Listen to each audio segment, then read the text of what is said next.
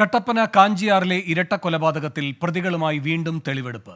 മുഖ്യപ്രതി നിതീഷിനെയും കൂട്ടുപ്രതി വിഷ്ണുവിനെയും കാഞ്ചിയാറിലെ വാടക വീട്ടിലെത്തിച്ചു. രാഹുൽ വിജയൻ ഇടുക്കിയിൽ നിന്ന് കൂടുതൽ വിവരങ്ങളുമായി ചേരുന്നു.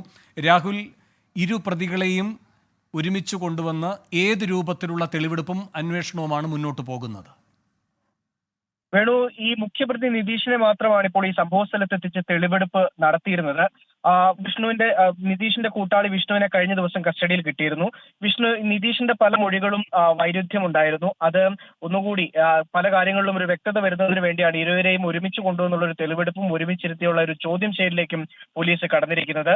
ഇന്നലെയാണ് ഈ രണ്ടുപേരെയും ഒരുമിച്ച് പോലീസ് കസ്റ്റഡിയിൽ വാങ്ങിയിരിക്കുന്നത്. നിലവിൽ ഇപ്പോൾ കാഞ്ചിയാറിൽ വിജയനെ തലക്കടിച്ച് കൊലപ്പെടുത്തി കുഴിച്ചു മൂടിയ വീട്ടിലാണ് തെളിവെടുപ്പ് നടക്കുന്നത്. അതിനുശേഷം ഈ നവജാത ശിശുവിനെ കൊലപ്പെടുത്തിയ സ്ഥലത്തും തെളിവെടുപ്പ് ഉണ്ടാകും എന്നുള്ളതാണ് അറിയാൻ കഴിയുന്നത്. മാത്രമല്ല, ഈ വിഷ്ണുവിന്റെ മാതാവിനെയും കൂടി ഇവർക്കൊപ്പം ഇരുത്തി ചോദ്യം ചെയ്യുന്ന അടക്കമുള്ള നടപടികളിലേക്കും പോലീസ് കടക്കും.